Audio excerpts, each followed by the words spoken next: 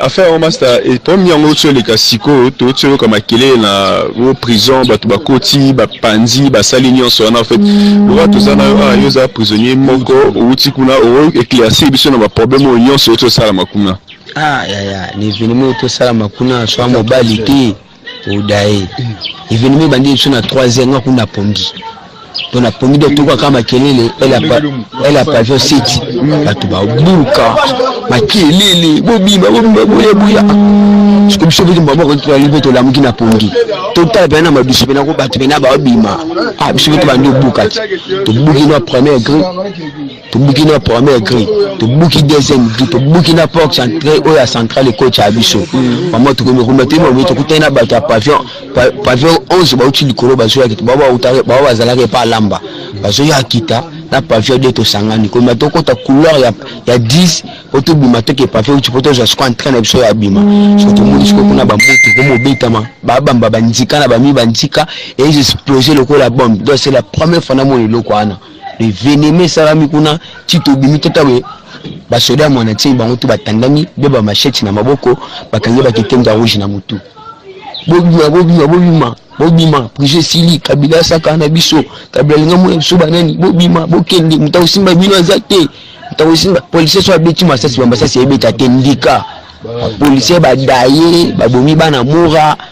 babomi ndete baboma deteni ote babomi nde basoda baonde badaye siko biso ba auto sauver to komi na palais tongani na komi na palais boye donc esengo danaki mona sumwa sinanga na mwana nga pona kota kuna tondi na abina concentré yo mapena donc c'est combien des années comme donc ça mino lo bagele tina ki na banini bana beti 5 ans donc normalement ndenge au lobby na biso eza vraiment batu ya mwana ntie mutu ba eko sala attaque wana batu ya mwana ntie minde ba eko sala mwana ntie vraiment aumela aume do yende pena l'accès gende chite ya guerrier ba mindu kite macheti kaka tramotina pena mutu carré ba kitenda rouge na mutu bango tu ba pine pelami ti bisonye salto sayi to bimi donc mwana ti edika penda alibanda Frank Dongo alibanda o nani o mutoni bakanga ezo panzami donc c'est vrai que bo posant nyon so poser ntikali vide donc na kati ya poser soko moni mutu sege bembe soko moni mutu na kati ya poser sege bembe ni mutu bato nyoso kabila kanga ba alibanda bato tout ba alibanda donc na mission to alibanda na mi libérer mais kabila muta libérer te ngambo na mi libérer. De Némouin-Dansemi ont attaqué avec des armes de guerre la prison cette nuit. J'attends les précisions quant à l'heure. Ils ont réussi à faire sortir de prison M. Némouin-Dansemi et plusieurs dizaines de prisonniers, parmi lesquels plusieurs de ses adeptes. Pour le moment, la situation est sous contrôle. Les forces de police sont à l'intérieur. Ils ont grièvement blessé le chef des opérations de la police qui est chargé des opérations au sein de la prison. Il a pu être évacué dans un centre médical de la police. Et ils ont incendié les véhicules qui sont mis à la disposition de la direction de la prison, ainsi que le bureau du directeur. L'alerte a été lancée, ainsi que le signalement de personnes qui sont évadées. Pour le moment, le directeur de prison est en train de faire le tour des différents pavillons pour savoir exactement qui sont sortis. Mais à première vue, les prisonniers emblématiques en dehors de Némouin-Dansemi sont toujours dans le centre. La situation est sous contrôle. Les forces de police sont à l'intérieur et à l'extérieur de la prison. Là, je viens de parler il y a 5 minutes avec le directeur de la prison qui est à l'intérieur. Donc, la situation est sous contrôle. Ça, je peux vous l'assurer. Mais de nombreux riverains, Monsieur le ministre, déclarent qu'il y a encore des tirs entendus ça et là. Il y a eu plus de tirs au courant de la nuit lorsque les autres ont fait cette opération.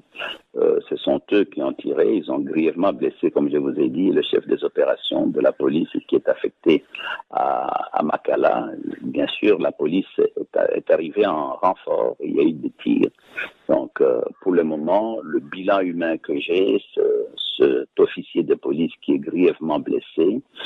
plus, disons, des dégâts matériels. Donc, Niemanda Ntsemi a pu s'enfuir, ainsi que plusieurs de ses adeptes, mais l'alerte rouge a été lancée aussi bien dans la ville que dans toutes les parties voisines, en fait, disons. Ebele bakufi abomi bapouvert mwana tiema abomi bapolisier nyonso soki basoda nyonso balalaka na garde place wana babibi bembelali ya kosakana te mai ya kosakana te bapolisier tout cadavre batumbi bamituka nyonso bamoto tout batumbi tobimi mike bakosi imagine to prison ya kofongwama imagine to prison ya kofongwa oza sûr que 750 personnes kande bakokima